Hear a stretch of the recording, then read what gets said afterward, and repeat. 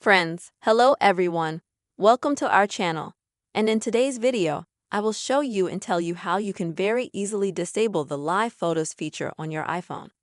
Please, friends, subscribe to our channel, write your comments, and also don't forget to put your likes. So, live photos are photos that capture fractions of a second before and after the photo itself, perhaps even capturing the sounds of the octave.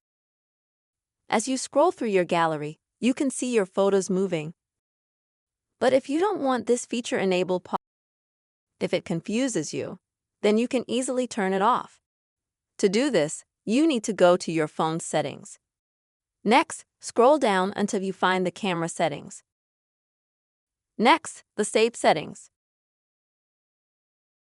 And at the very bottom, you will see a section called Live Photos.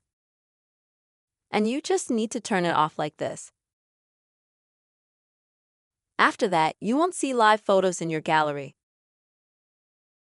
Your camera will no longer take them. Friends, this is such an elementary way you can quickly disable live photos on your iPhone. I really hope this video was helpful for you. Please put your likes, write comments, and also subscribe to our channel. See you soon.